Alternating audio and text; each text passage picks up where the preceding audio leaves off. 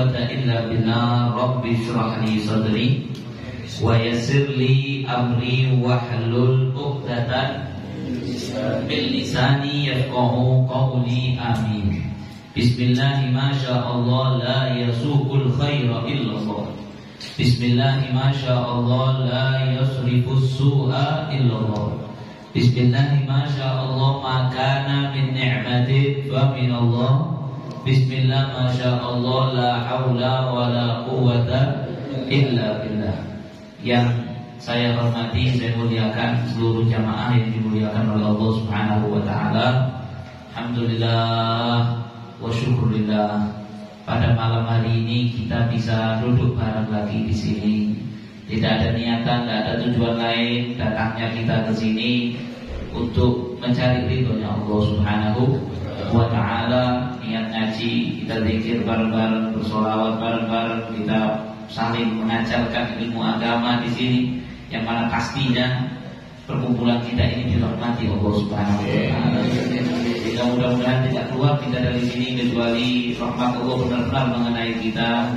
Dikabulkan insyaallah maqasidana, berkat Nabi Mustafa, berkat Nabi Muhammad, maksud-maksud kita dikabulkan oleh Allah, dan dosa-dosa kita diampuni oleh Allah, hajat-hajat kita dikabulkan oleh Allah, orang-orang yang sakit dan orang yang kita sayangi, keluarga kita disembuhkan secepatnya oleh Allah Subhanahu wa taala. Amin ya rabbal alamin. Hadirin, masya Allah, hujan tetap datang, saya lihat yang jauh-jauh, masya Allah, pahalanya semakin besar. Ya, yang nggak datang karena hujan ya normal. Alhamdulillah, Ustaz Bisri ada kita dengan qasidah dulu. Ya, kalau yang nggak datang karena hujan ya normal. Tapi yang datang walaupun hujan ya istimewa. Dikatakan al-ajr ala qadri ta'ab. Pahala itu tergantung dengan semakin capeknya kita, semakin berat, sampai naik sepeda motoran kehujanan untuk taklim, ya pahalanya semakin besar. Maka insya Allah capeknya sekarang, kehujanannya sekarang dibalas oleh Allah Subhanahu wa taala dengan balasan yang berlipat-lipat ganda, dengan kebahagiaan dunia akhirat insya Allah. Amin ya rabbal alamin. Masya Allah. Hadirin yang dimuliakan oleh Allah Subhanahu wa taala, kita lanjutkan nanti sambil tengah-tengah ngaji, nanti di break qasidah ya. Kita lanjutkan apa yang telah kita bahas, kita baca daripada kitab Risalatul Jami'ah karya Al-Imam Ahmad bin Zain Al-Habashi rahimahullahu taala, yang mana kita sekarang di bab maksiat perut ya.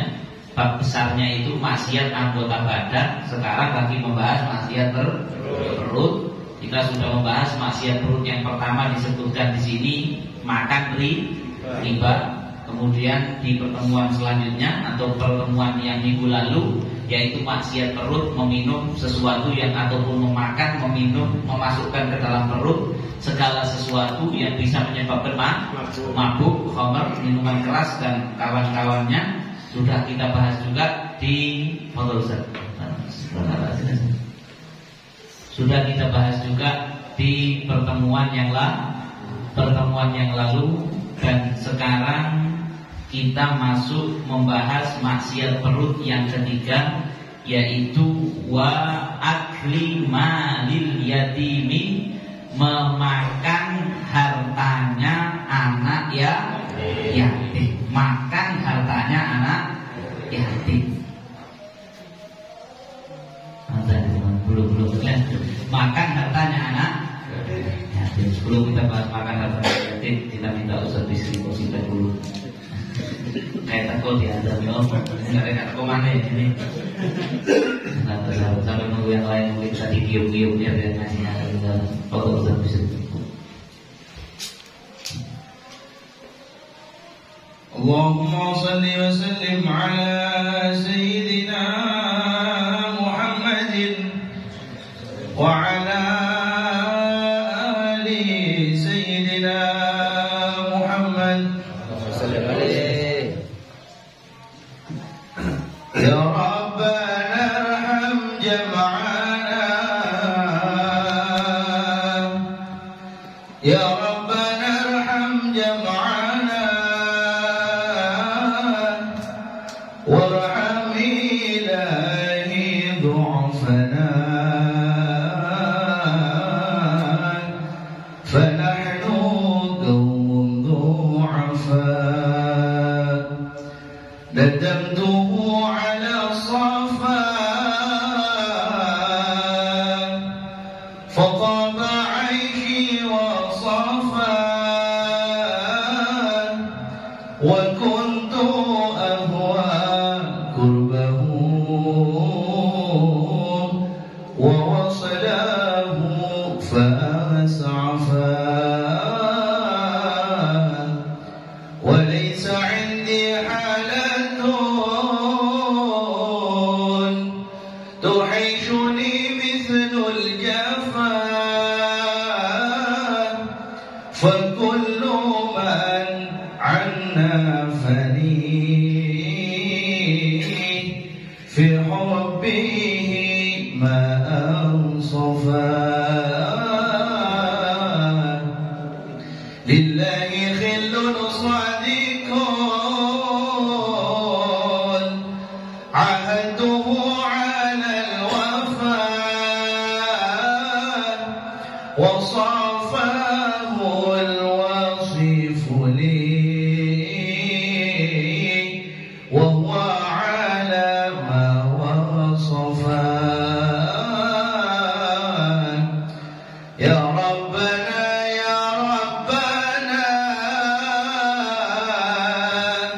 غثنا بقرب المصطفى فإنه زادت به الأرواح منا شرفا فارحم إلهي ضعفنا فنحن قوم ضعفاء لا نستطيع الصبر عن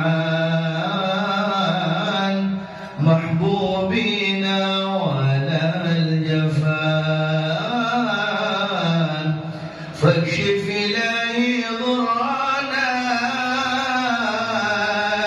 يا خير من قد كشفا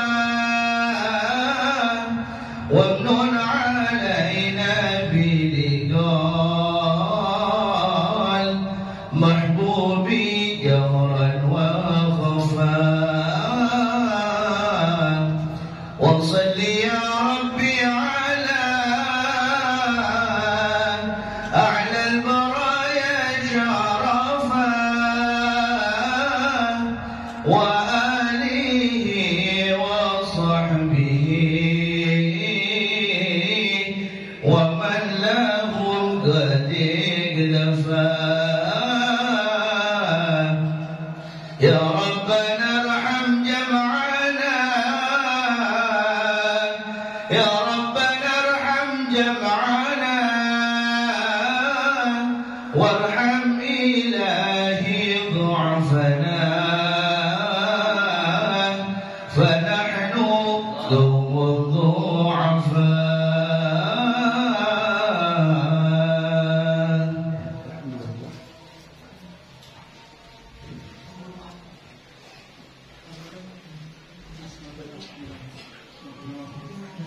Jadi kita lanjutkan sekarang apa yang kita bahas tadi, makan hartanya anak, makan hartanya anak yatim. Makan hartanya anak, makan hartanya anak yatim.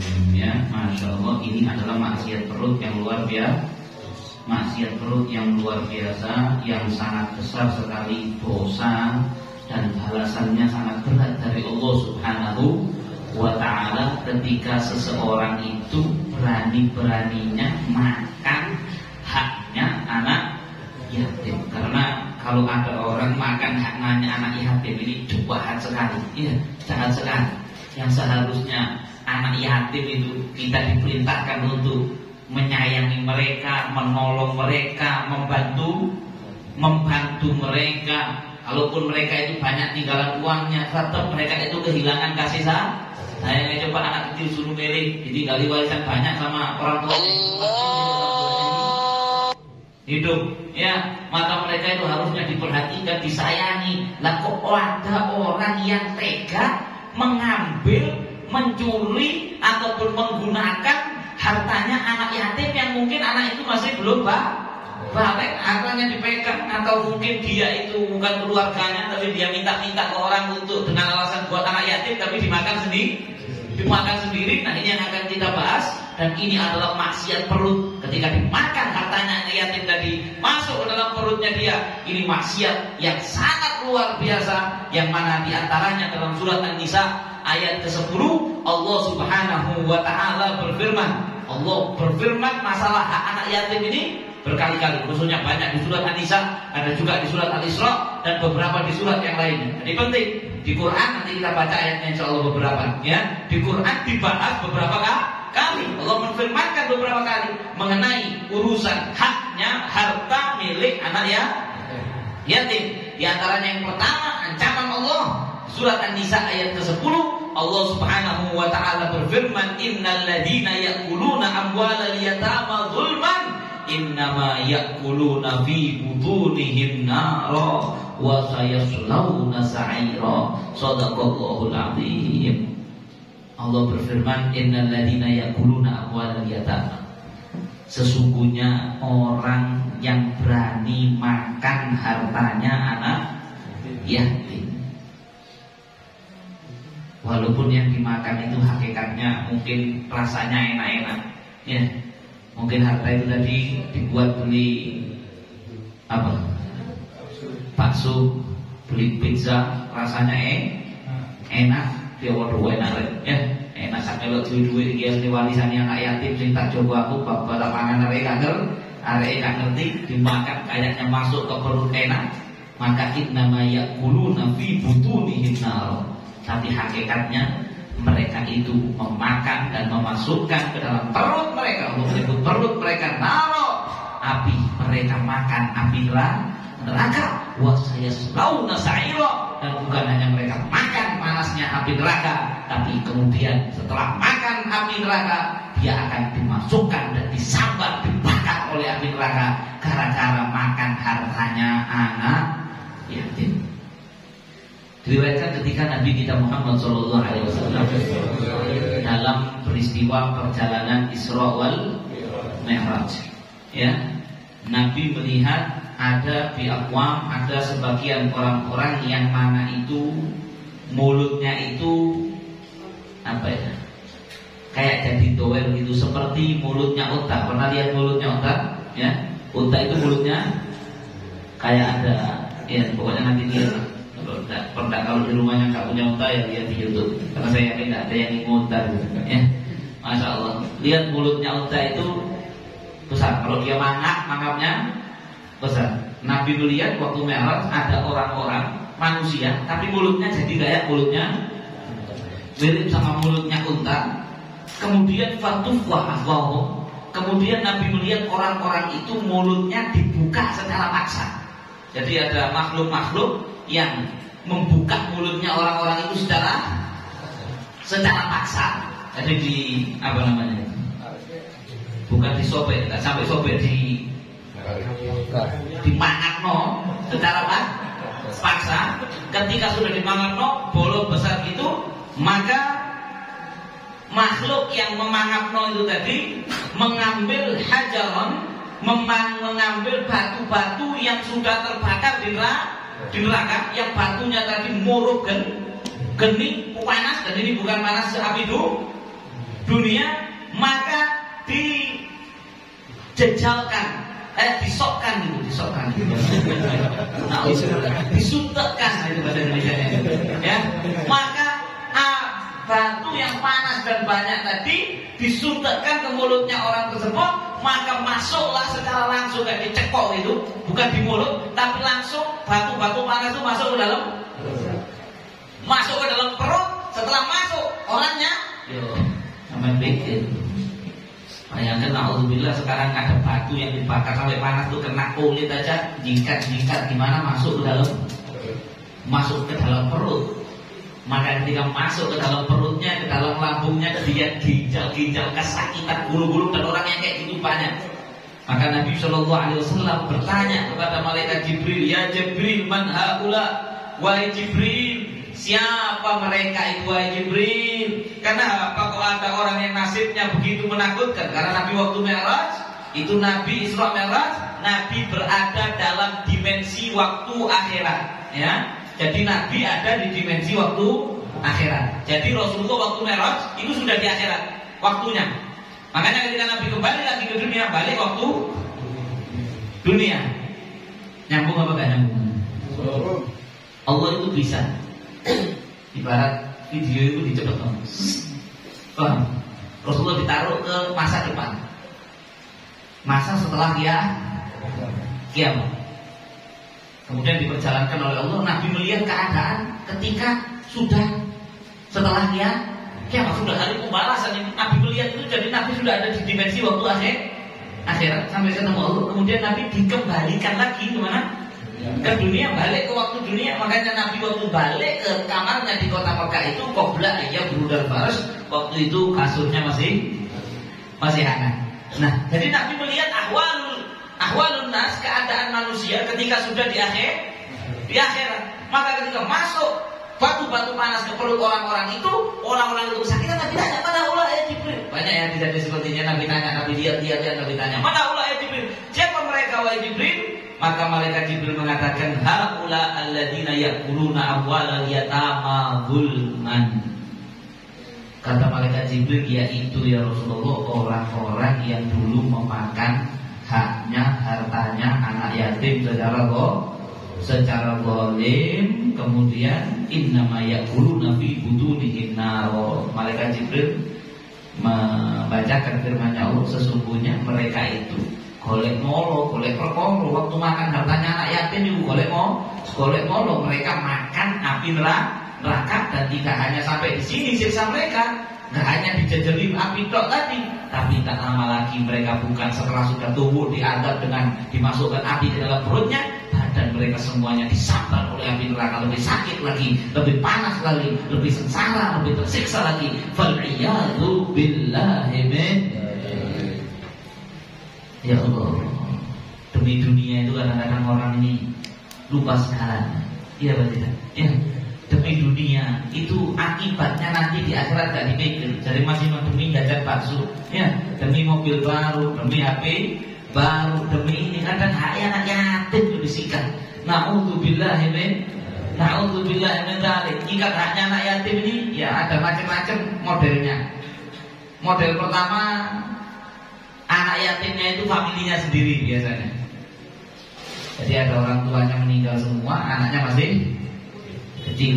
Ya, kan ada biasanya, mohon maaf, kadang-kadang kejadian suami istri kecelakaan, wafat semua, anak-anaknya masih kecil. Dimong Pak Dini, ada gitu ya, dimong Pak Lie. Nah, ketika itu kan bapaknya yang kecelakaan ini, yang suami istri kecelakaan ini, contohnya yang wafat kan punya harta, punya uang simpenan, punya emas, misalnya senilai ratusan juta misalnya. Maka dipegang sama Pak D ini kan, iya apa enggak? Iya.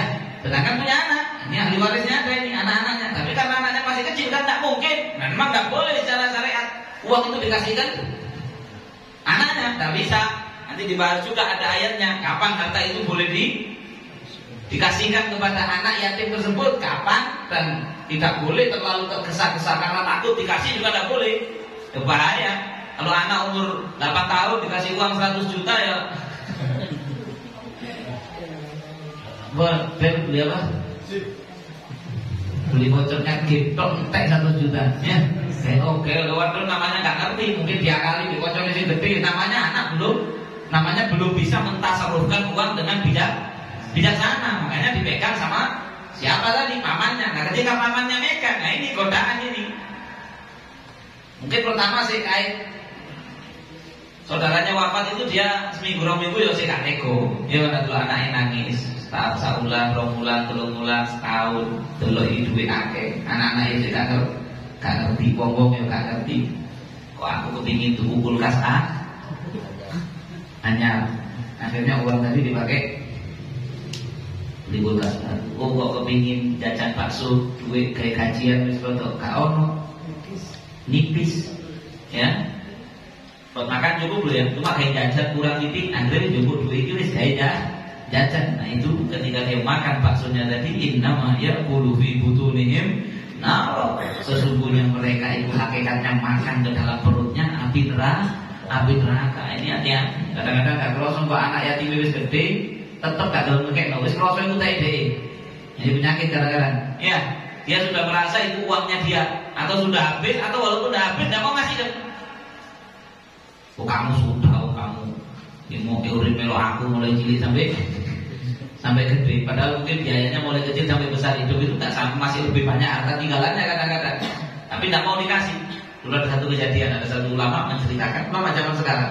Ya, saya nggak tahu kejadiannya benar nggak benar. Pokoknya saya lihat video ceramah orang Timur Tengah sana. Ya, jadi ada cerita. Ada satu orang itu begitu. Jadi saudara kandungnya suami istri wafat, meninggal anak satu.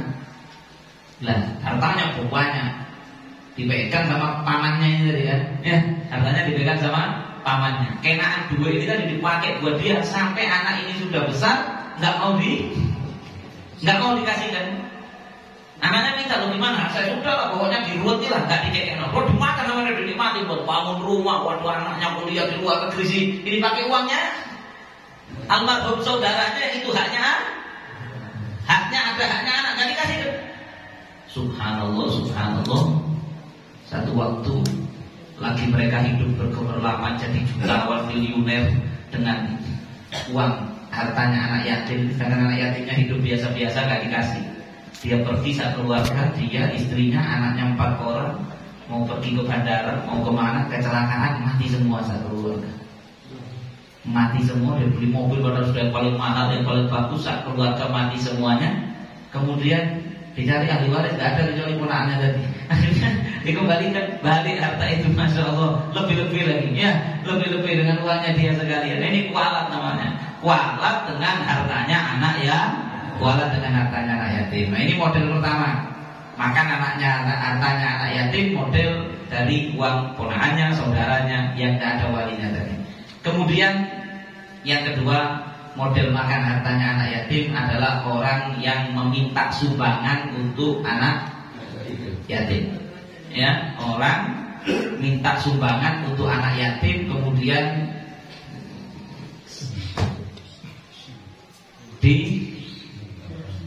dikorupsi, ditilap, dimakan. Nah, nggak tahu itu berbentuk dia itu buka panti asuhan, nggak tahu itu pondok pesantren, nggak tahu buat acara santunan anak yatim. Nah, kalau kayak Mas Dhani kemarin buat santunan, tanya sama saya, itu Mas Dhani, ini gimana Beb? Ada, saya buat acara santunan anak yatim. Untuk santunan uangnya sudah cukup, ada yang masih mau nyumbang lagi. Gimana kalau uang yang sumbangan berikutnya saya gunakan untuk acara, bukan dikasih anak yatim ya? Mungkin untuk nyewa sistemnya, untuk makan. Yang makan itu gak dimakan anak yatim loh, tapi dimakan hadirin yang juga kaya dan tidak ya yatim. Saya bilang sama Mas Dhani, kalau sampai mau begitu, sampai harus ngomong kepada penyumbang berikutnya bahwasanya Pak, ini uangnya tidak dikasih ke anak yatim, gak apa-apa ya, anak yatimnya sudah cukup. Tapi kalau sampai nyumbang buat acara, harus ngomong jelas ya, buat acara. Kalau orangnya bilang oke, gak apa-apa. Atau misalnya, Beb, ini saya ngumpulkan dana untuk santunan anak yatim, Beb, saya bagi nanti sebagian untuk anak yatim, sebagian untuk yang lain. Gimana? Harus ngomong di depan sama para penyumbang. Jelas?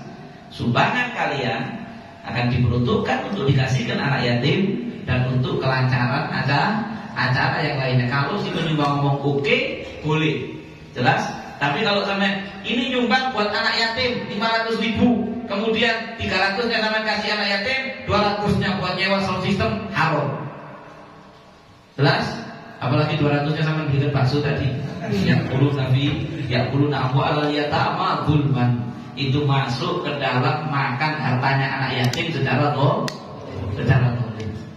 Begitu juga orang yang pengurus panti asuhan, hati-hati ya, hati-hati. Bagus ngurus panti asuhan itu istimewa. Mau mencurahkan waktu, tenaga, pikiran, ngurus anak-anak yatim, waduh masya Allah luar biasa. Cuma hati-hati, ya.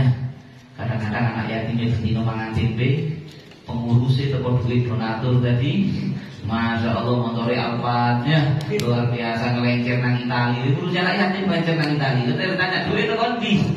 Ya duit sumbangannya wong. Yang mana dia minta sumbangan, minta donasi kemana-mana, jodohnya buat anak yatim, sing dikekno anak yatim didik, dipakai hidup mewah-mewahan sama dia.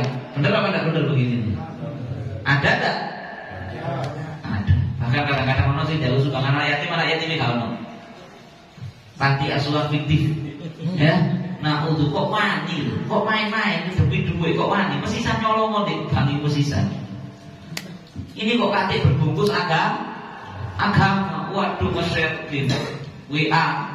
Ya, tak semua yang nge-share itu bohong ya, ada yang benar ya.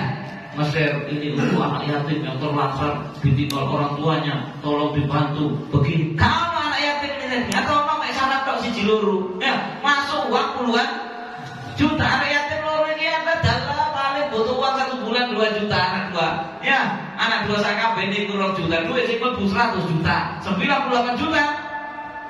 Loh, saya kan yang ngurusin. Sedeng kok putih saya yang ngurusin.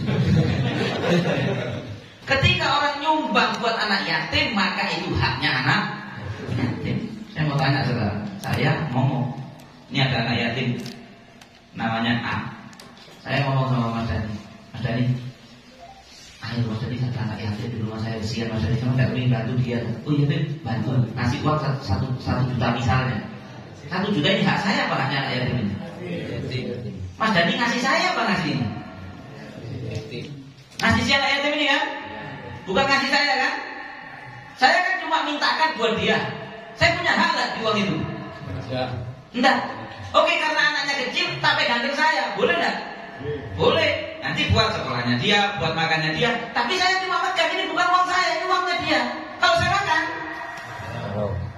jelas ya. Walaupun nanti kita bahas masalah kalau fakir, si pengurus ini sangat kekurangan, nanti boleh makan dalam kondisi-kondisi tertentu. Karena ayat, nanti kita baca ayatnya. Tapi setelah saya jelaskan yang ini dulu. Kalau saya makan haram enggak tadi? Haram kan? Maka ketika haram dan dimakan masuk ke dalam perut, itulah nanti akan dicekokkan, disokkan ke mulutnya, masuk ke dalam perutnya batu-batu yang sudah menyala dengan api neraka, dia kepanasan. Dan ini adalah sebodoh-bodohnya orang. Kalau ada orang makan hartanya rakyat, bodoh. Kamu tuh bodoh. Padahal seandainya kamu tidak makan hartanya rakyat, rezekimu kan dijamin Allah kan sudah. Kok belani? Resiko untuk nanti sengsara sedemikian rupa. Dan Allah itu sangat sayang sama orang, anak yatim itu disayang sama Allah. Kenapa Rasulullah itu dijadikan yatim?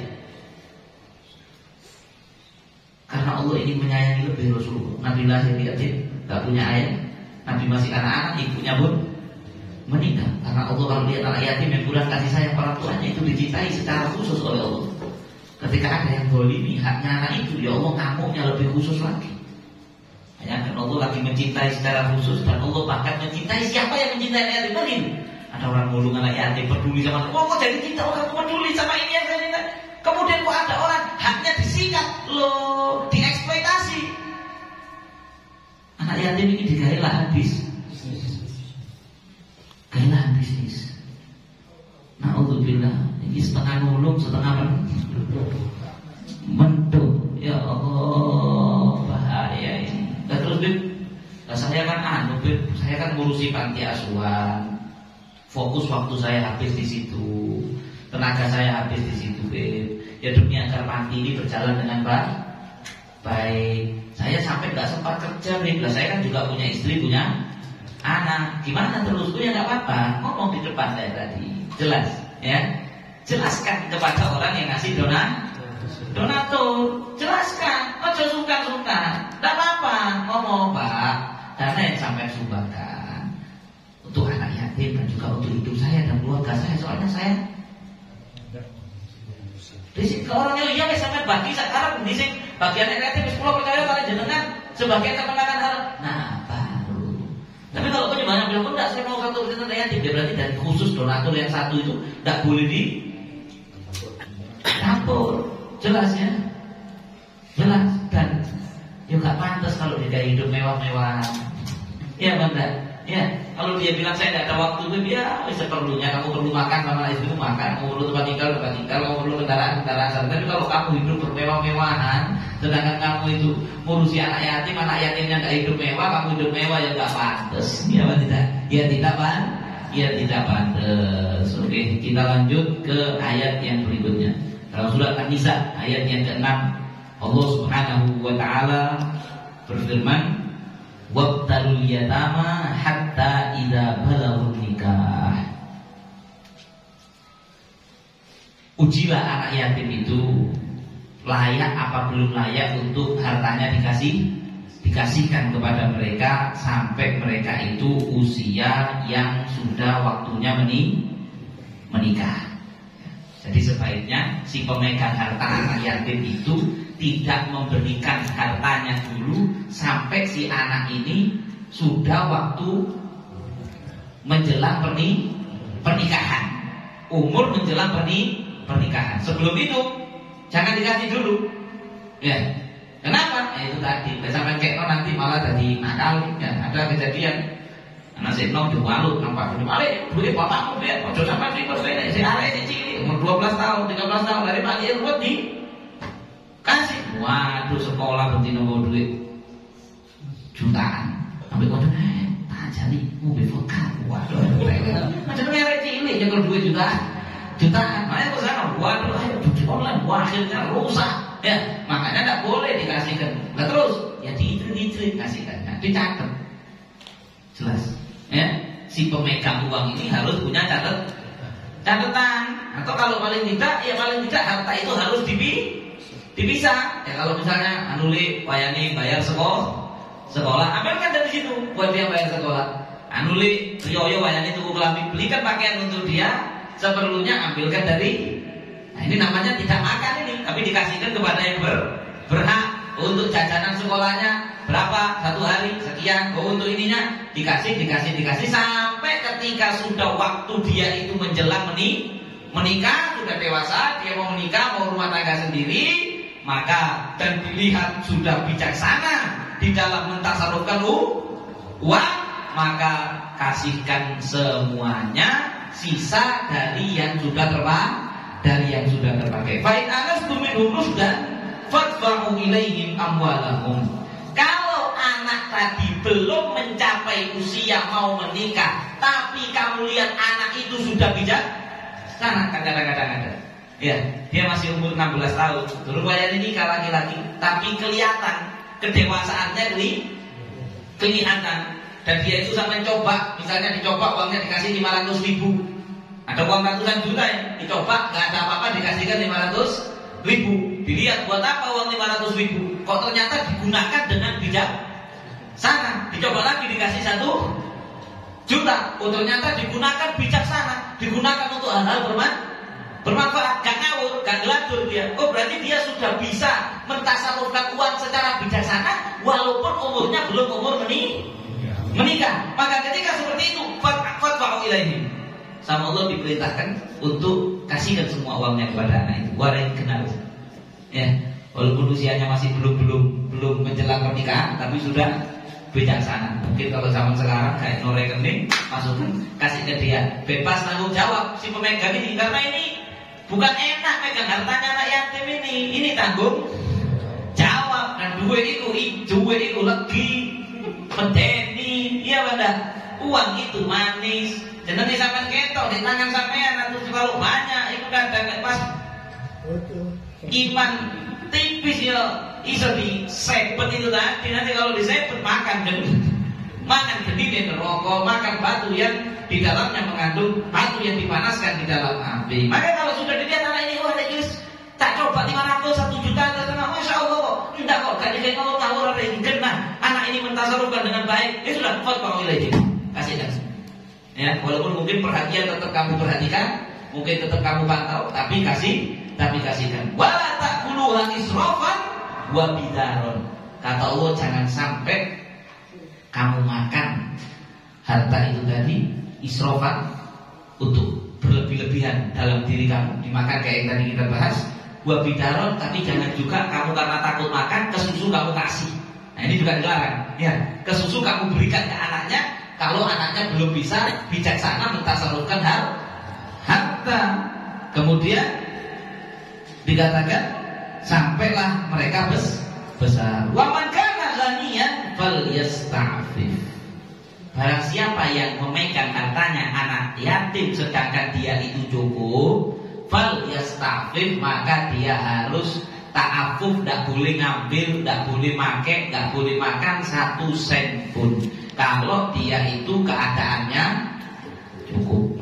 Saya megang haknya anak yatim ponakan saya tadi 100 juta, sedangkan saya ini cukup, makan cukup, bayar listrik cukup, ya, bayar PDAM cukup, tempat tinggal ada, ya, jika anak sakit mau bayar ke dokter misalnya ada, cukup misalnya, saya cukup, maka saya tidak boleh mudik walaupun 1 rupiah dari haknya anak yatim ini tadi. Wa man kana faqiran falyakul bil ma'ruf. Tapi misalnya si pemegang harta anak yatim itu fakir, maka hartanya anak yatim ini 100 juta, yang pegang ini gak dapat duit belas, sampai mau makan gak punya uang darurat, harus sampai tahap darurat, sampai katanya bayar listrik gak duit gak bayar, dipedot listrik, ya. Sampai mau bayar anak sekolah gak bisa, kalau enggak anaknya dulu, pokoknya kepepet lah ini, sangat kepepet. Falyakul bil ma'ruf, maka silahkan kamu ambil hartanya anak yatim, Allah ngasih keringanan. Silahkan hartanya anak yatim itu kamu ambil bil ma'ruf, dicukupi ditok seperlunya kamu yang darurat tadi. Jelas? Kepepet perlu makan, terus ambil buat makan halal. Kepepet buat bayar listrik, ambil buat bayar listrik. Kalau ada yang lecet, karena saya fakir itu, saya ingin melecet, tak cukup kayak melecet. Nah ini tidak bil ma'ruf namanya. Ya, ini namanya sudah berlebihan. Karena saya kepepet, saya kepingin iPhone 14. Untuk kepepet itu, saya semua teman-teman saya kata iPhone 14. Aku kepingin kepepet, fakir lah. Kayak itu bukan cukup dulu, kayak itu iPhone 14. Coba hartanya anak kita tuh, oh ya udah fakir ini namanya. Ya, beda antara kebutuhan dengan keinginan. Itu masalah kepingin. Kayak kepingin gak ngenteni iPhone Pro Max, ya. Ono Lamborghini, kepingin Lamborghini gak kuat tubuh, bukan berarti fakir itu. Ya, kamu kuat beli mobil Innova, gak kuat tubuh Lamborghini, kamu fakir, gak nyoleh-leleh. Ya, gak boleh. Tapi kalau kepepet boleh makan dengan bil ma'ruf. Nah sekarang dikatakan ada seseorang atau Rasulullah SAW, ada seseorang mendatangi Nabi SAW mengatakan, fa inni fakir. Ya Rasulullah, saya ini orang nggak punya, walaisa li bisy, saya nggak punya apa-apa, buat makan aja repot ya Rasulullah. Wali yatim, saya punya anak yatim, anaknya famili saya yatim, saya tanggung, ada hartanya dia. Ya apa ya Rasulullah? Maka Nabi mengatakan, kul min mali yatimika. Nggak apa-apa, kalau kepepet kamu makan dari hartanya anak yatim yang kamu tanggung tadi, tapi tanpa berlebih-lebihan dan tanpa mubazir. Waktalafal ulama berbeda pendapat mengenai ayat ini. Apakah harta yang diambil dari hartanya anak yatim ketika kepepet tadi itu harus dibalikno apa tidak?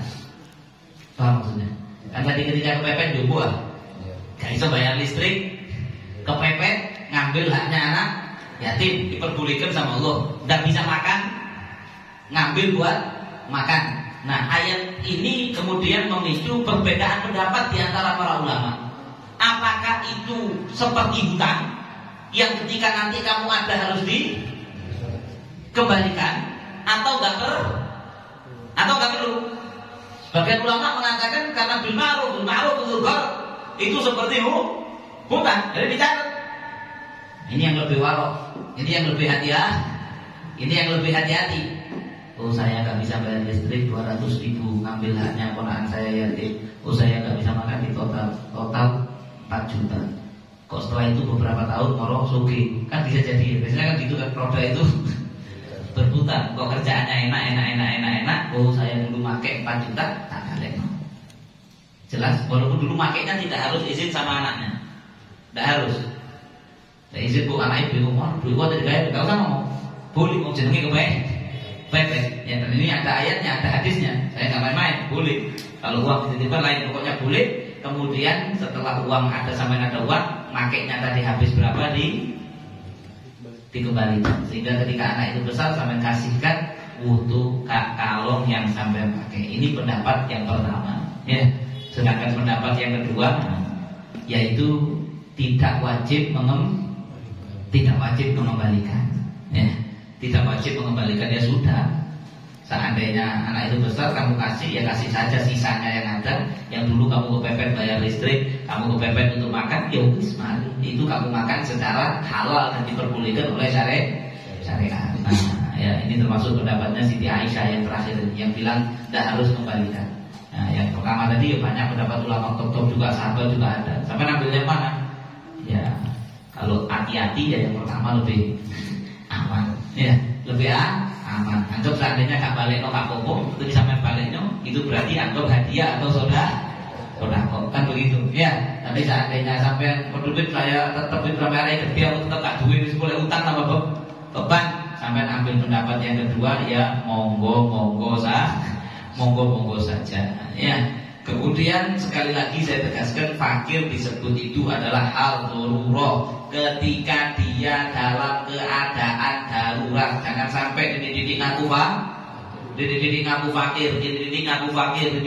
fakir sehingga boleh makan haknya anak yatim. Tidak semudah itu. Harus betul-betul kepepet dan menggunakannya hanya untuk sebatas kepepetnya itu saja. Ya. Fa idza dafa'tum ilaihim amwalahum fashhadu alaihim wa kafa billahi hasiba. Kata Allah di surat An-Nisa. Dan lanjutannya ayat tadi, ketika kamu berikan harta itu kepada anak-anak yatim tersebut, maka fashhadu alaihim, kamu perlu mencari orang untuk jadi saksi. Cengkok kata di perko, soalnya kadang mantan anak yatim sing beli. Gimana mantan anak yatim beli? Kadang sudah dikasih, nanti dia ngomongnya ke orang-orang, durung dikek no, aku durung dikek, ikut biar aku pas teko almarhum bapakku durung dikek no aku biar, pokoknya ngomong akhirnya dulu, kita tak mau mbak, nah perkara.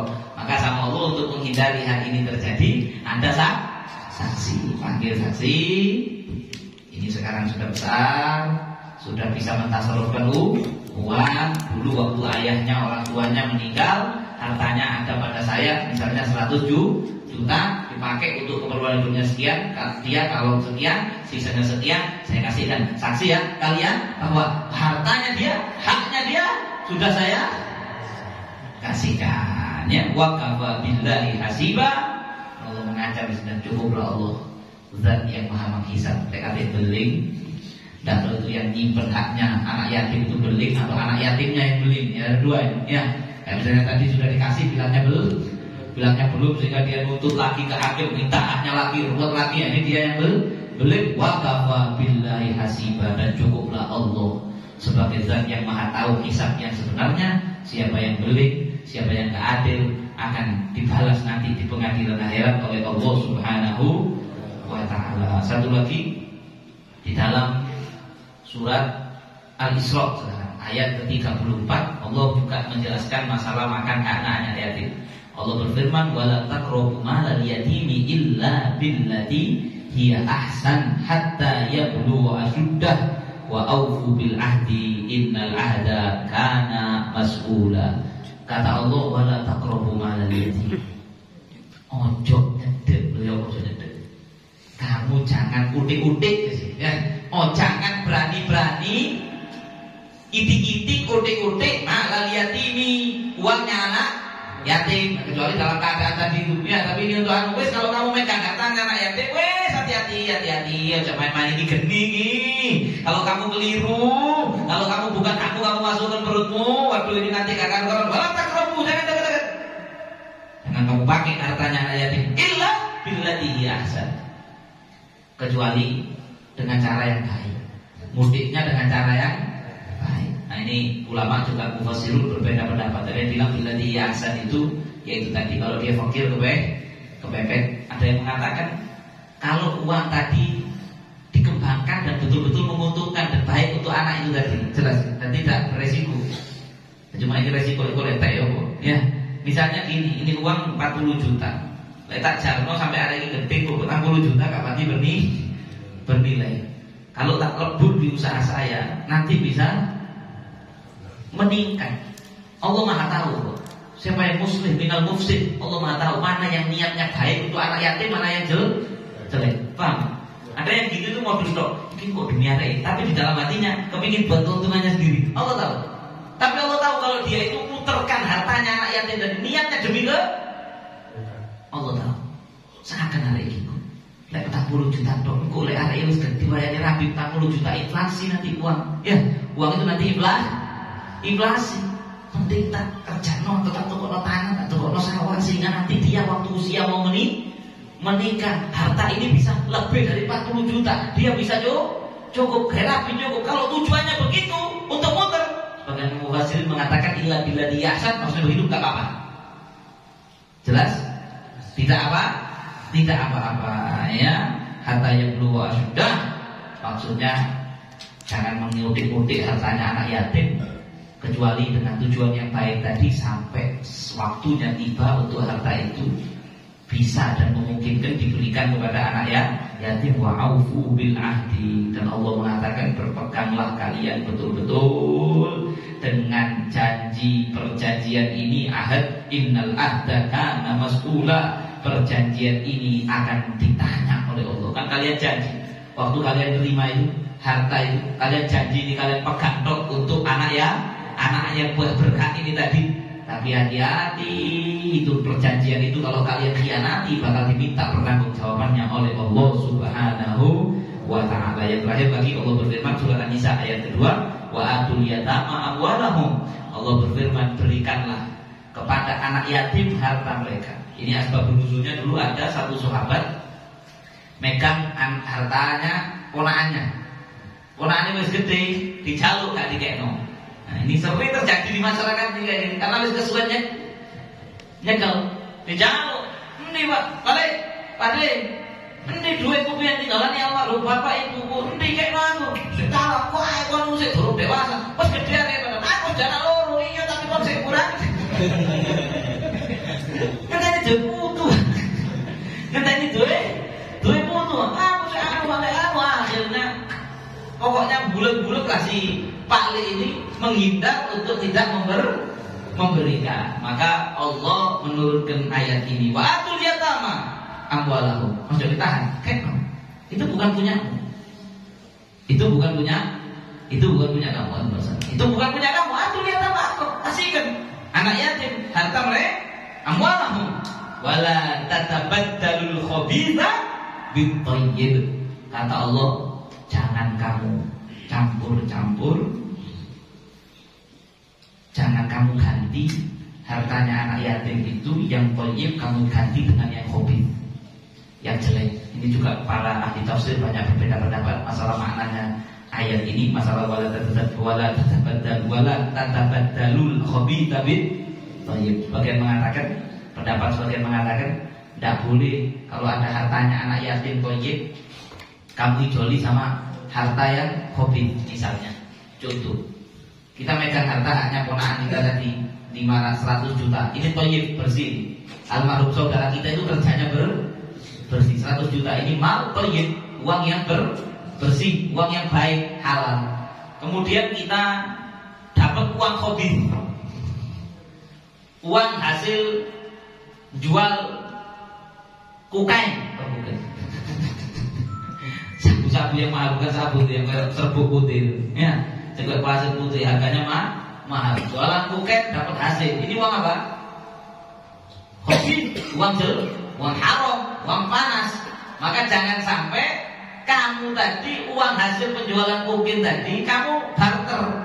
Kira duit panas aja. Ini duit halal. Tak ijoli wis sing olehne dodol kuken 1 juta. Ini kayak kata mau dilondri sama Allah tidak bisa. Ya. Yang 100 juta ini saya taruh di tempatnya hartanya ponakan saya, sing harta saya ponakan tak cukup. Tapi kok tetap ponakan tak kei satu. Tapi diijoli yang toyib dengan yang hobi dilarang sama Allah Subhanahu Wa Taala. Oh, saya kenari seharusnya dapat uang yang halal, yang thayyib, akhirnya oleh si kotor. Apakah bisa pengaruh? Kan dia tidak tahu. Ya dia tidak tahu secara fikih, tetap tidak masalah. Dia terima, tahunya itu warisannya bapaknya, dimakan halal. Tapi tetap efeknya ke hati. Efeknya bisa jelek ke hati karena itu uang haram. Makanya saya sangat marah kalau ada orang nyumbang panti asuhan, nyumbang pondok, nyumbang masjid kalau itu haram. Ini kurang ajar. Kadang lucu mafia-mafia itu kepingin mengobati rasa bersalah di hatinya karena tidak bisa meleset. Orang berbuat jahat itu pasti nuraninya terganggu. Walaupun dia itu tidak muslim, walaupun ateis, walaupun tidak percaya agama. Tapi ketika dia berbuat jahat, dia merasa itu salah, dia terganggu rasa bersalah. Itu balasan dari Allah di dunia. Nah kadang biasanya itu untuk mengobati itu bantu yatim piatu, bantu pondok pesan. Kalau mafianya muslim, ya bantu pondok pesantren koyok cek aku ini diampuni Allah. Tapi saya dikasih bantu hasil betul narkoba mah ini lucu ini kadang-kadang. Kadang orang lucu undang pengajian dulu Habib. Mudah-mudahan saya nggak dicelup di sini. Ya. Terus kayak amplop, kayak amplop kan dulu amplop ini, betul narkoba. Ya duit ya, kayak amplop kan tuh. Mudah-mudahan bukannya nembak itu kita jenah dia boleh syafaat. Ini kurang ajar. Habib pakai duit haram. Dan kalau tahu Habibnya nggak boleh terima. Ya. Tapi seandainya karena nggak tahu lah ya apa kata. Masa kadang kita rekod bintang mau masuk kata disensus Pak sama kerjanya apa? Ya nggak mungkin saya pada narkoba. Habib nggak mungkin ngaku kan begitu. Ya nggak mungkin ngaku. Kalau pun tahu saya kerjanya ya kita nggak tahu, kita nggak kasar. Ya kita nggak tahu. Jadi batul ulama itu ada yang punya alarm. Nah ini program kita bisa punya begini, punya alarm. Ada dulu satu Habib itu makan di rumahnya orang. Diundang makan, dia makan. Begitu dimakan, kayak dia langsung krosok, harum. Masuk kamar mandi, dikeluarkan. Ya walaupun secara pikir ketika dia tidak tahu ya halal, tidak dosa. Tapi tetap efek negatifnya makanan itu nanti ada. Nah kembali ke pembahasan ini, Allah melarang duit anak yatim yang bersih untuk sampai dijol ya duit kotor. Ada ini satu pendapat mengenai wala tadabat dalul hobi tapi ditoyim. Ada beberapa keterangan yang lain. Wala taqulu amwalahum ila amwalikum. Dan jangan sampai uangnya mereka itu kamu makan dengan cara kamu campur. Nah ini sering terjadi. Mau dicampur jangan dicampur. Nanti ini haknya anak yatim dicampur sama uang pribadi. Ini ya, katanya nanti ponakan kamu jangan dikasihkan dulu masih kecil. Berapa 1 juta? Oke, telepon lagi ini. Jrek. Wes.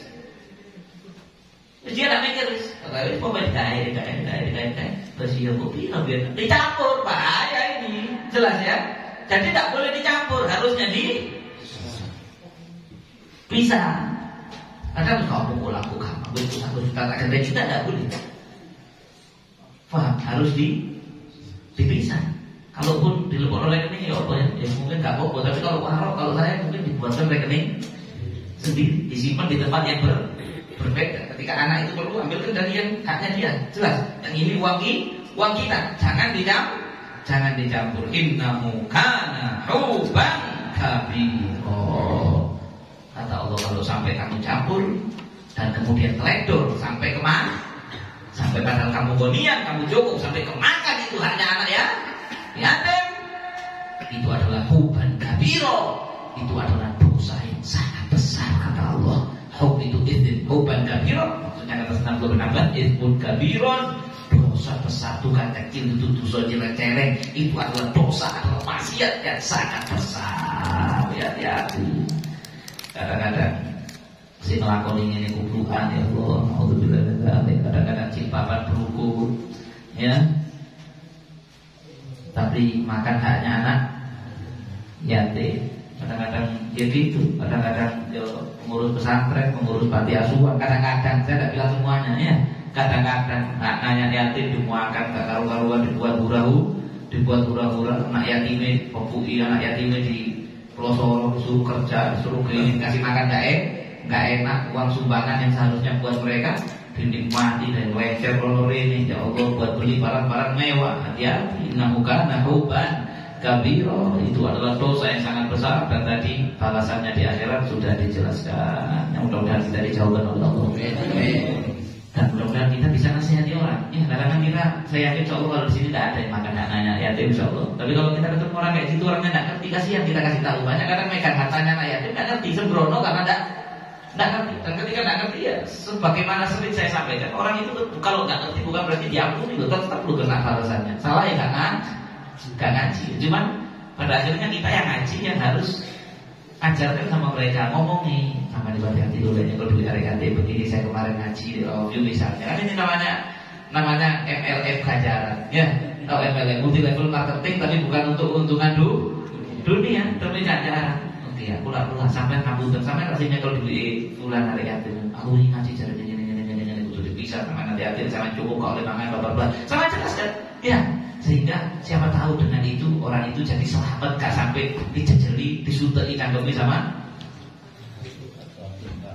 sama batu yang dipanaskan di api neraka. Dan ketika sampai seperti itu, kata Habib Ali Hashim, masih Rasulullah qalban Nabi sallallahu alaihi wasallam mithlu nasrul ilm, tidak ada sesuatu yang lebih membahagiakan hatinya Kanjeng Nabi melebihi kalau sampai nyebarkan ilmu. Ya ilmu gini.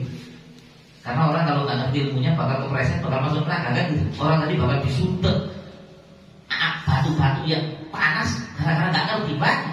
Tapi ketika sampai kandani akhirnya ngerti, sampai sebarkan ini, ya termasuk ini streaming ini menyebarkan. Mas Dani ini kuotanya diganti sama Allah Taala.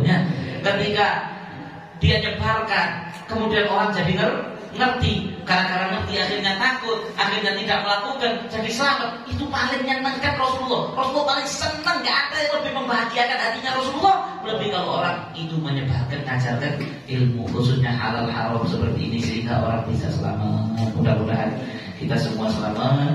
Dan kalau dengar keterangan ini jangan jadi takut megang hartanya rakyat, jangan jadi pengurus panti asuhan terus leren KB ya, akhirnya itu karena panti asuhan ini namanya salah berarti tak perlu jauh bisa kuliah nih. Aku mandek terus jadi aku gak gelem nyetel duit tak kena nang arek cilik, jangan, tetap pegang panti asuhan jalan terus ya. Tapi hati-hati jangan makan secara boleh. Kalaupun kamu harus makan, walaupun kamu cukup, ngomong ke pendonasi untuk hak yang untuk panti asuhan sumbangan ya, harus ngomong atau ditulis di surat sumbangan itu, ditulis di WA ya, itu gede atau cilik kok kadang ngono ya syarat kok cilik, ini fontnya gede-gede sing iku cilik. Ini jangan kayak perusahaan curang itu kan sering gitu ya, jangan sampai seperti itu. Mudah-mudahan kita selamat. Sebelum tanya jawab kita minta lagi Ustaz Bisri untuk berqasidah.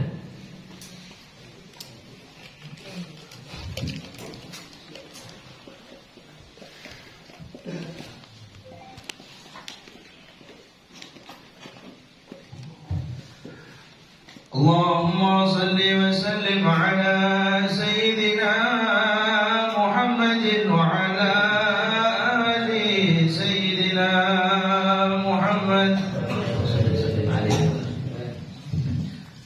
Ya Rasulullah, qalbi yuhibbak fi fuadi lak ilaka qawi. Ya Rasulullah,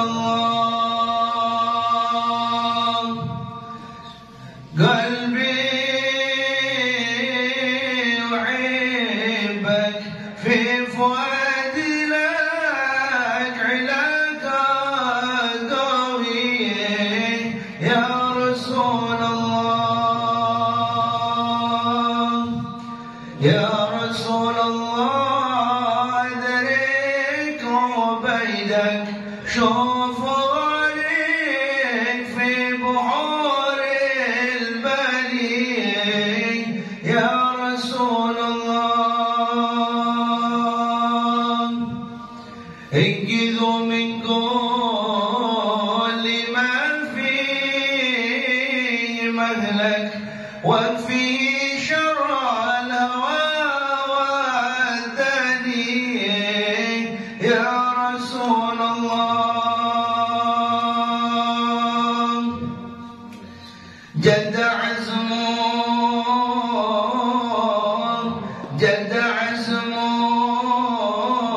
للمدينة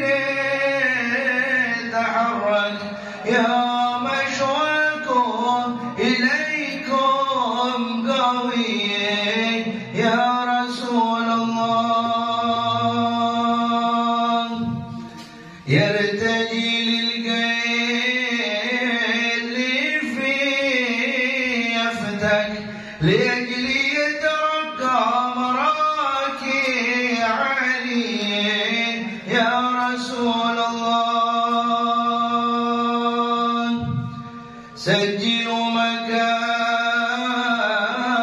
يرجو في صاك واضمروا قلبه بشرباني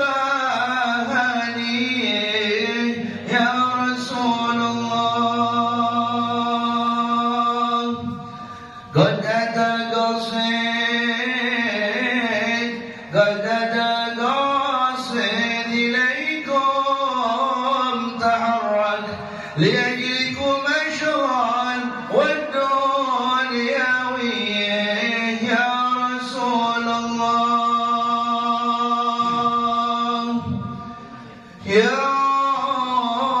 يوم في الروضة واليوم الأبراج فرحة المؤمن زيارة نبي يوم في الروضة واليوم الأبراج فرحة المؤمن زيارة نبي يا رسول الله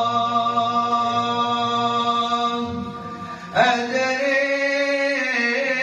فديتك عبدك المذنب كثير الخطيئ يا رسول الله أنت حبل الله من بيتمسك نال كل القصد والأمور يا رسول الله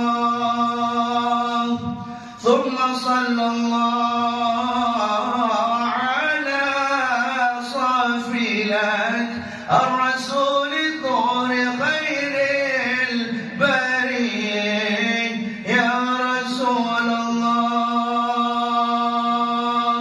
يا رسول الله انظر إلينا والحمد لله رب العالمين. Alhamdulillah, mudah-mudahan kita di qasidah tadi diantaranya mudah-mudahan kita dipermudahkan untuk ziarah Rasulullah SAW, bisa sholat beribadah di Raudhah. Raudhah itu kata Nabi, ma baina baiti wa mimbari raudhatun min riyadil jannah. Tempat di antara rumah Nabi, ma baina baiti, antara rumahku dan mimbarku. Ada mimbar tempatnya Rasulullah khutbah sama rumah Rasul, tengah-tengah antara mimbar sama rumah itu kata Nabi adalah raudhah min riyadil jannah, adalah taman daripada taman-taman surga. Dan rumah Rasulullah itu yang sekarang menjadi makam mulia dari Rasulullah SAW. Dan di dalam situ ada makam yang Sayyidina Abu Bakar dan juga Sayyidina Umar radhiyallahu taala anhuma. Dan Nabi mengatakan wa mimbari ala haud, sedangkan mimbarku itu kalau ditarik lurus ke atas maka akan sampai di atas sana pas di haud telaganya Nabi Muhammad SAW. Amin ya rabbal alamin. Selanjutnya ada pertanyaan, dipersilakan.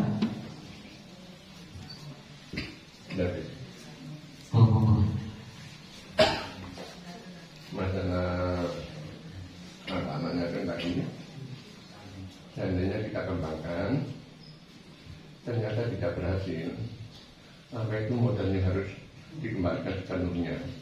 Dan yang kedua, seandainya hasanahnya itu kita kembangkan, bagi hasil bagaimana? Terima kasih. Masya Allah, ini kayaknya nggak berani saya jawab semua. Tidak apa-apa ya, aku salah. Jadi sebagian jawabannya BM. Ya.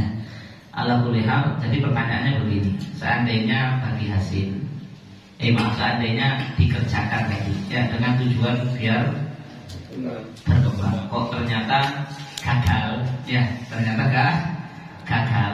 Selagi setahu saya, tapi nanti diperkuat minggu depan sama dengan lagi banyak. Insya Allah.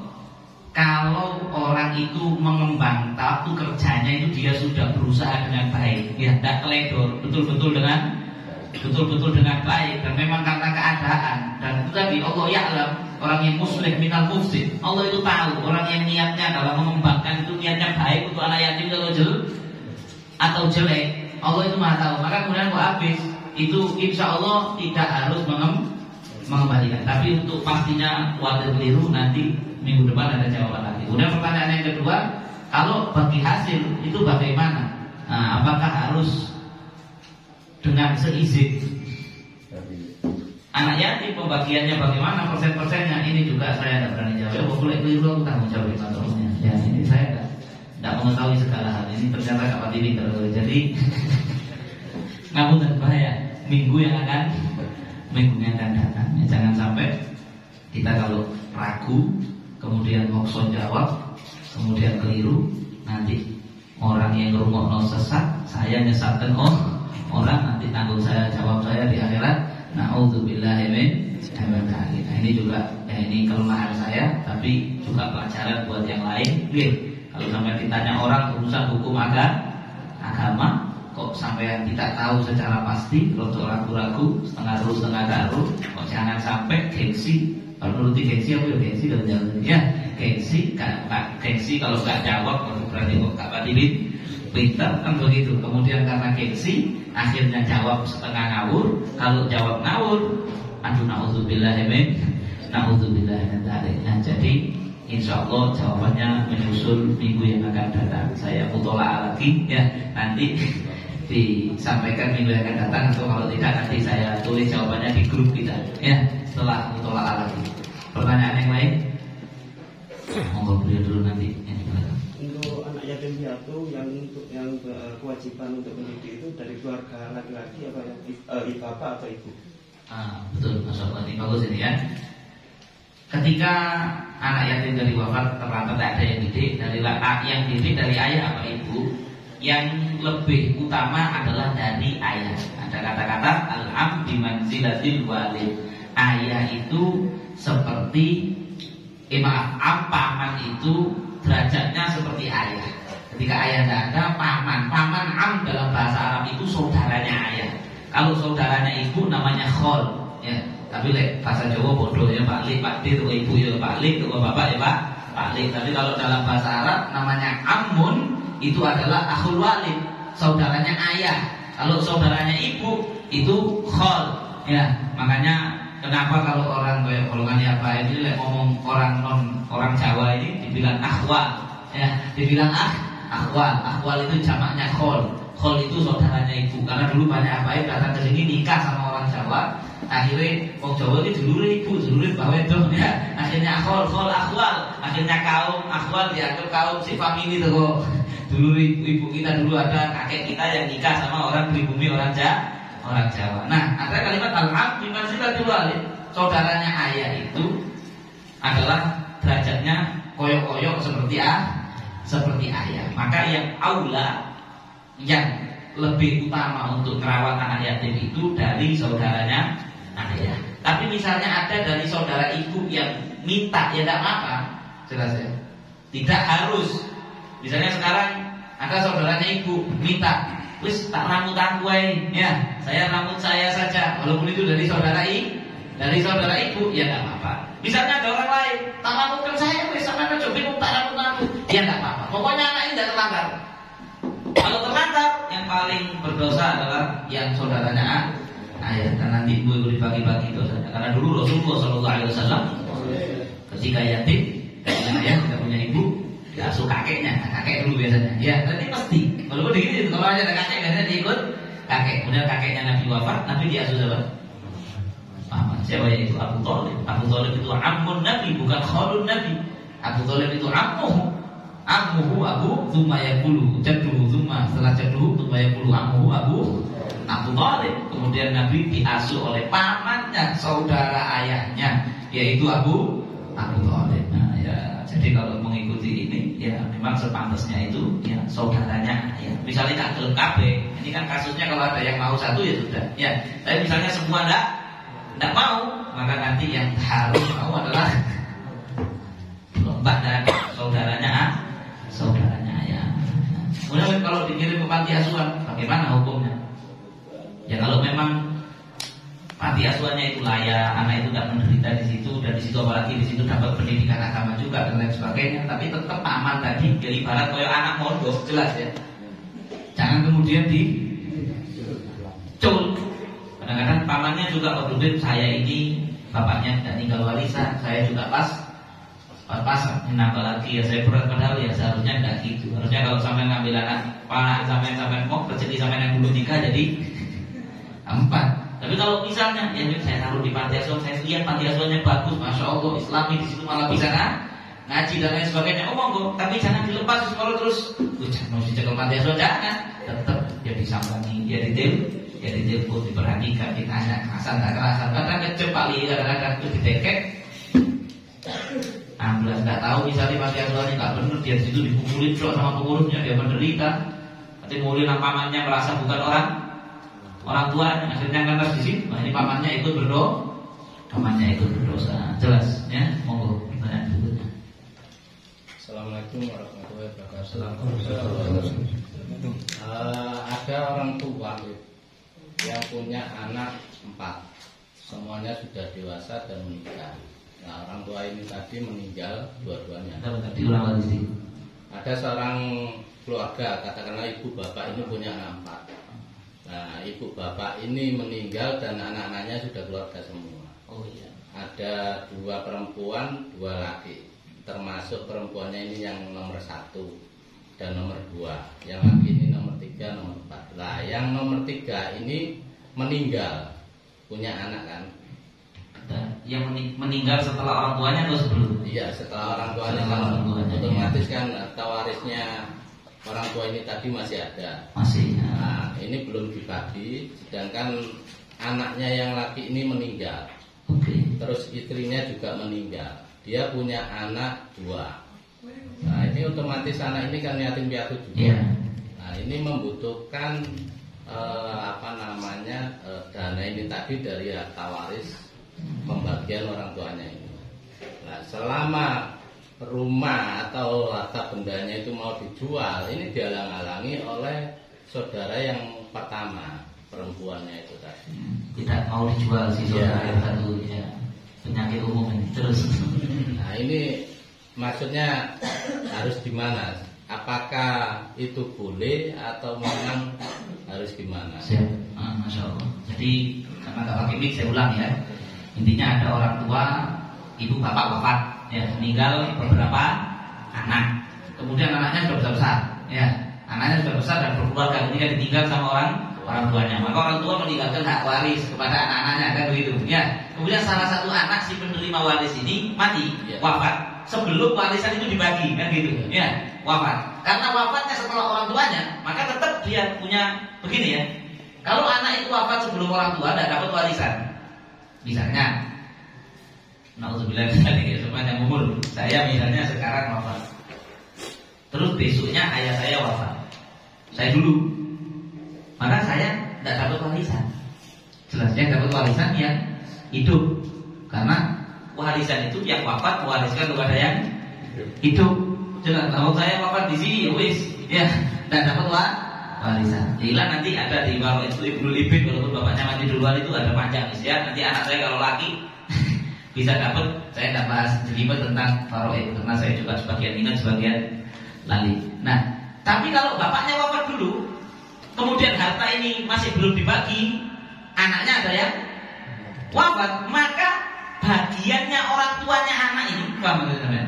Itu tetap ada dan harus dikasihkan kepada ahli warisnya. Nah, kasus yang ditanyakan bapak ini, gimana sekarang harta itu berupa rumah misalnya, kemudian anak yang yatim ini, si anak kecil ini, jelas si anak kecil yang yatim itu perlu sama uang itu, tapi salah satu saudara orang tuanya tidak mau jual rumah. Ya ini yang salah siapa? Ya yang menghalangi menjual ini. Itu salah dan haram. Nah, kok enak itu? Kok bukan punyanya sendiri, kok dia nggak mau dijual? Jelas. Sekarang saya kasih contoh. Harta waris rumah milik 5 orang. Yang terima 5 orang.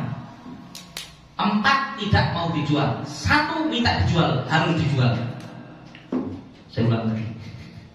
1 dulur, misalnya ini dibagi, yang berhak menerima 5 berupa rumah. 4 bilang, oh jadi tur, iki oma tinggalan kayak kunjung-kunjungan, ya.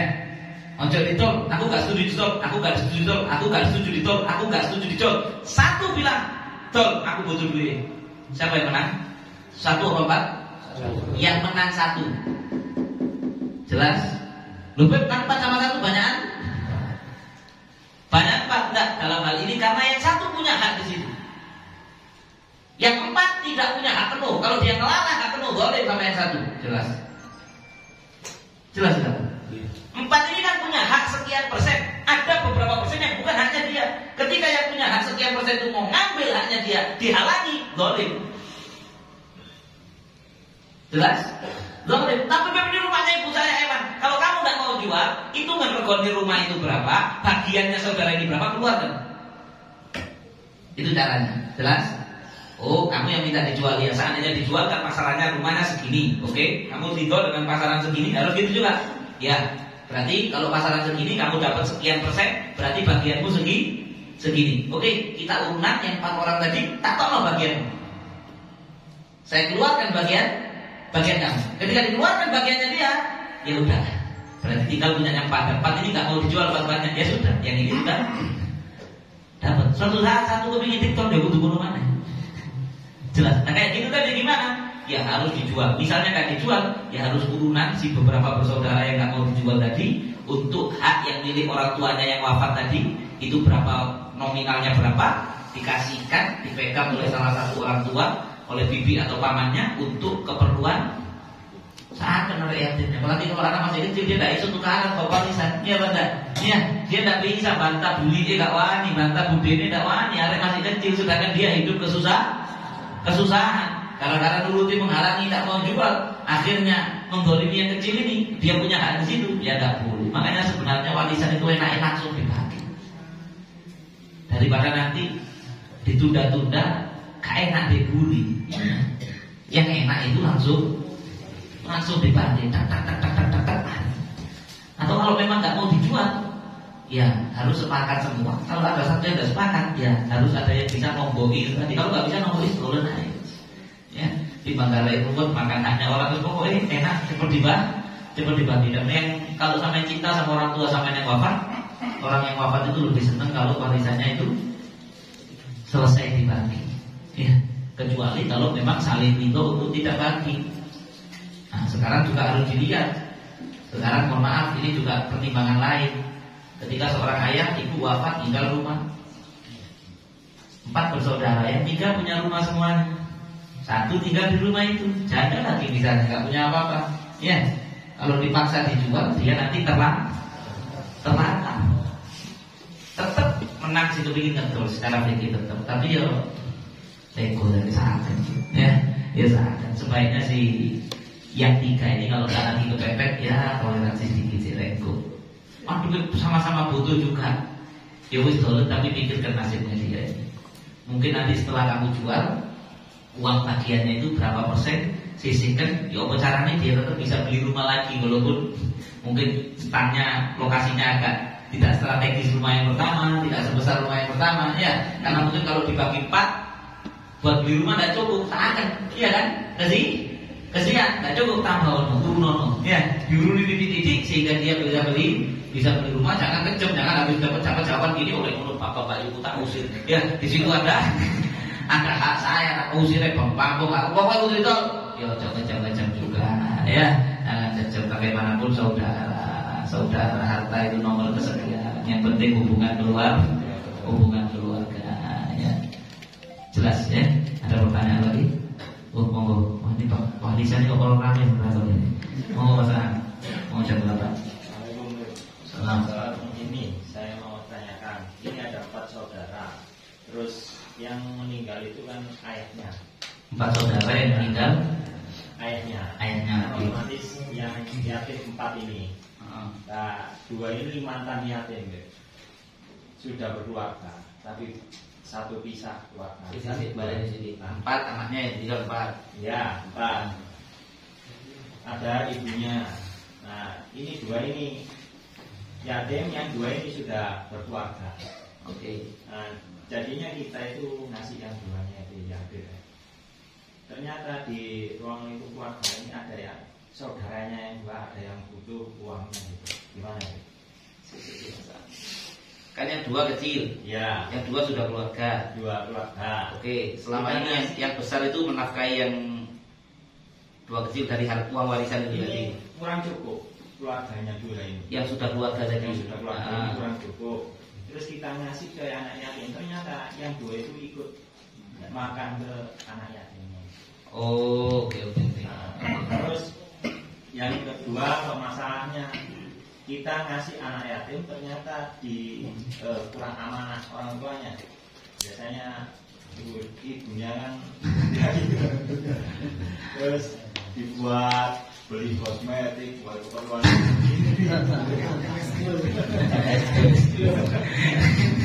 baru terjadi akhirnya pemakaian uangnya anak yatim itu gimana? Iya, oke. Ini istimewa ya. Jadi sebenarnya pertanyaan ini sudah terjawab dari awal saya perjelas dengan penjelasan tadi. Yang pertama kasusnya begini. Ada orang tua wafat, anaknya 4, yang 2 masih kecil, yang 2 sudah rumah tangga. Yang rumah tangga ini juga nggak punya dan nggak ditinggali warisan banyak sama orang tuanya. Ya, orang ada orang nyumbang, aslinya yang nyumbang itu buat si anak yatim 2, tapi masih si peluru ini, si keluarga ini karena kepepet juga ikut makan. Ya hukumnya tetap kayak tadi. Si yang pemegang itu hanyalah memegang hartanya adiknya, jelas, ya. Yang yatim, ketika dia cukup tidak boleh ngambil belas. Ketika kepepet, fakiron tadi, maka ngambil sedikit untuk darurat, kayak makan, kayak pakai, buat bayar listrik, pokoknya kebutuhan pokok boleh. Ya, hukumnya boleh kalau memang kepepet. Begitu juga anak yatim yang dapat uang kemudian ibunya yang megang. Makanya saya sarankan sebenarnya santunan acara santunan anak yatim itu wis cek selamat ibu bisa, wis ini buat anak yatim sama ibunya, wis cek aman. Daripada dikhususkan anak yatim nanti kalau ibunya makan tidak boleh. Sekarang ini khusus anak yatim, ibunya megang, bagaimana? Ya sama hukumnya kayak yang pertama tadi. Kalau buat makan ibunya ya tidak apa-apa, buat ibunya bayar listrik ya tidak apa-apa, lapor kepepet. Tapi lah sekarang pertanyaannya buat kosmetik, ibu yang dalil bisa, beb saya itu beb berkosmetik, cek anak ini hilang duit bapak mana?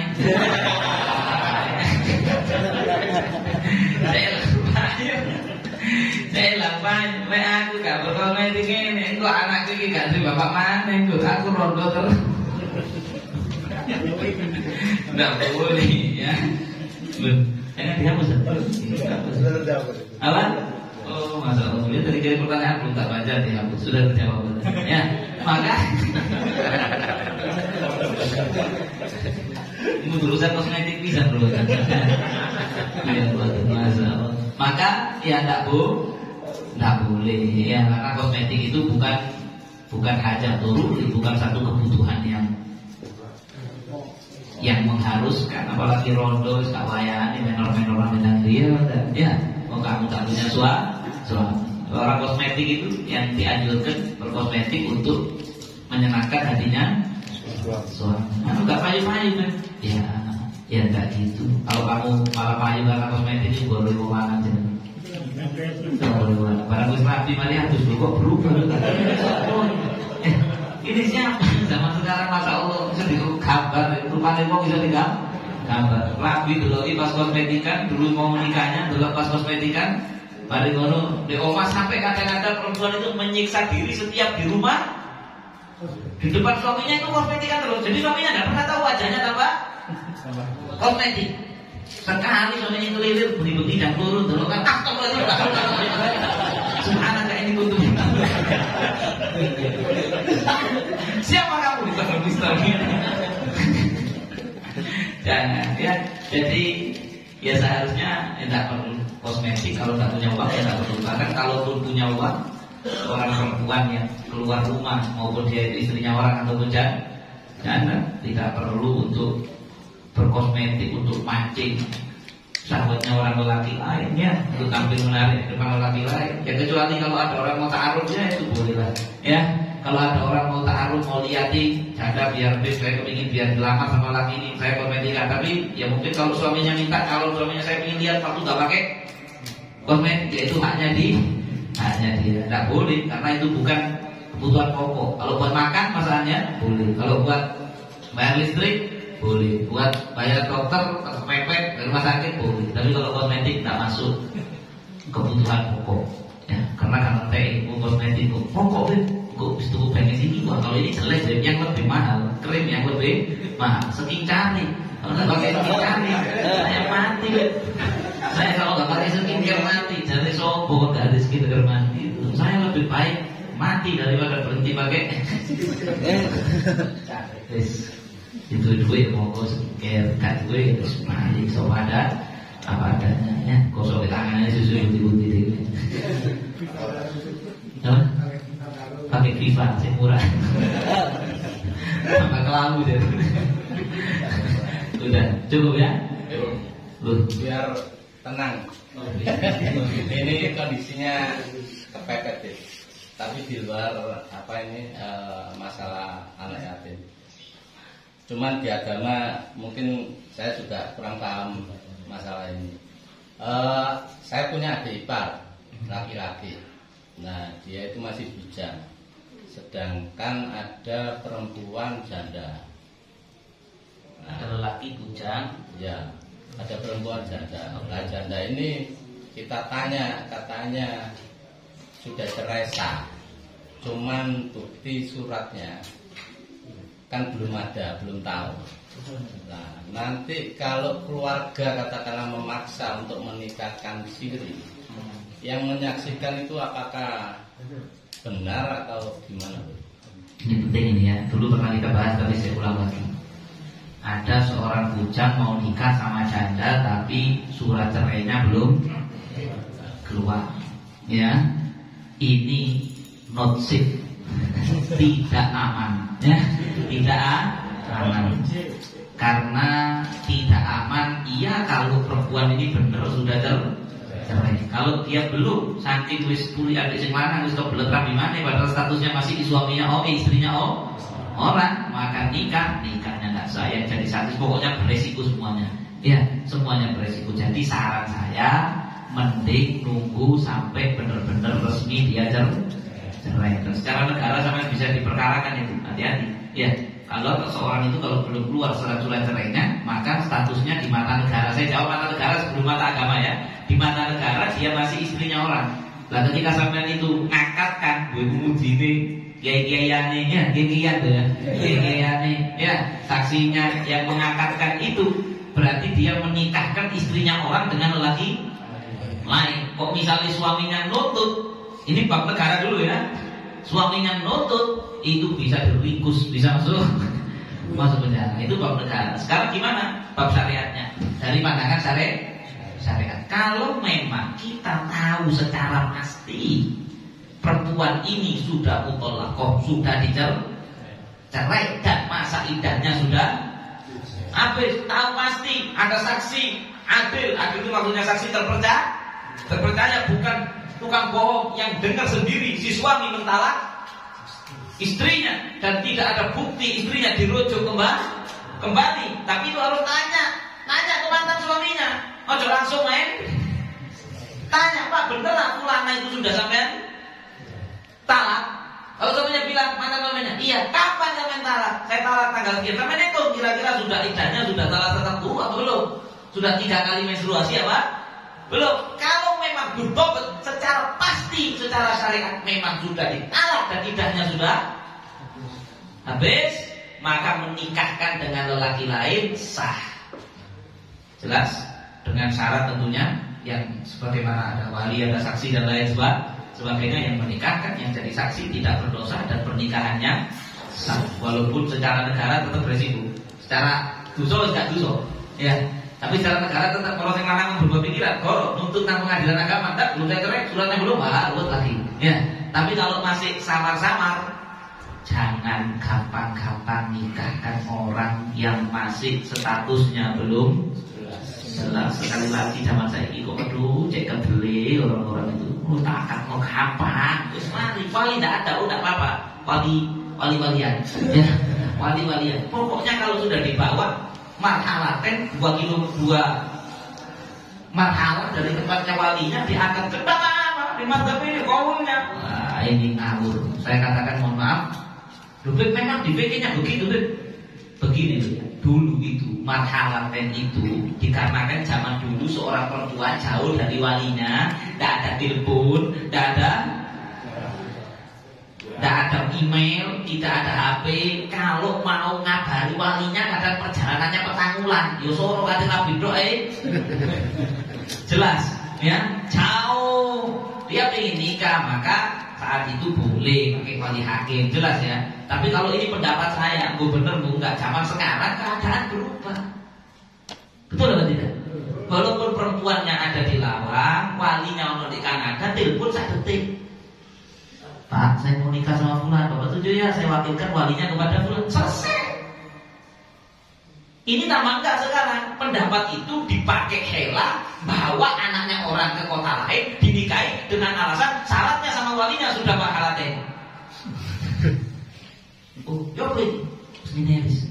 Tak gowo konan.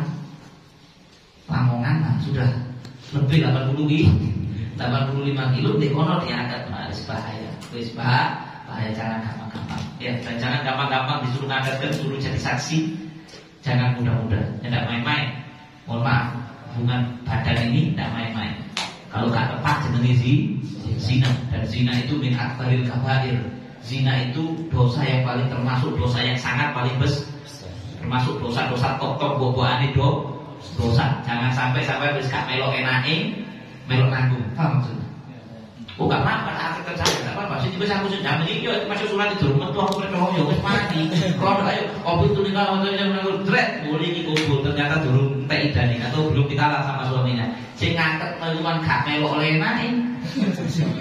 Gak melok ngrasakno. Melok oleh tuh. Gak gampang-gampang. Mending timbang zina. Nah ini kadang-kadang alasannya. Timbang zina. Loh, bukan hanya timbang zina. Kalau kamu sembrono malah zina terus iso. Dan dia tidak merasa dosa. Dan kalau misalnya aku mari masjid yang diangkat nabi ustaz di rono ustaz sopo. Pokoknya aku diangkat nabi ustaz. Wis halal aku ini. Nah, malah zina dianggap halal, bahaya. Jadi ya jangan mempersulit pernikahan, tapi juga jangan sembrono. Tengah-tengah. Jelas ya. Pernikahan jangan dipersulit. Persulit itu gimana sih? Kadang dipersulit, waduh kalau mau nikah syaratnya harus ini, lamarannya harus 60 juta. Waduh, mau ngeluh sing lanang darah berarti. Ya, masya Allah. Jangan dipersulit, tapi juga jangan sembrono.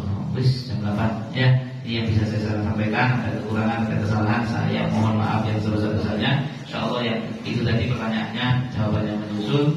Sebelumnya saya minta kalau Al-Fatihah untuk ini tadi saya mau berangkat ke sini, istri sama anak saya sakit. Sampai disusul sama mertua saya suami tak bertanggung jawab ya. Mau berobat dibawa sama mertua saya nggak ngantar karena eman sama pengajian. Pada malam hari ini saya niati mudah-mudahan berkat majelis ini diberi kesempurnaan oleh Allah Subhanahu wa taala untuk istri saya Sarifah Salma dan putri saya Ruqayyah.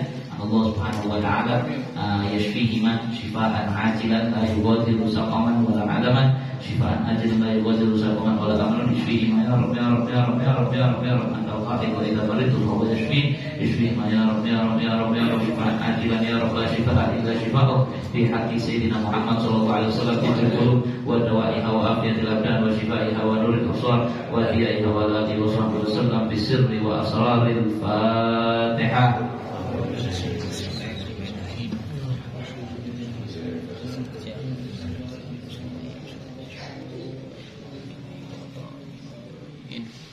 Yang kedua kepada Sayyid Hasan Ali terus ya saya juga ya keluarga Lawafi yang masih sakit sudah lama sakit, mudah-mudahan Allah Subhanahu wa taala yashfihi shifaan ajilan la yughadiru saqaman wa la alaman bi jahi Nabi Muhammad sallallahu alaihi wasallam fil qulub wa dawa'iha wa fil abdan wa shifaiha wa al-absar bi diha bi sirri wa asraril Fatihah.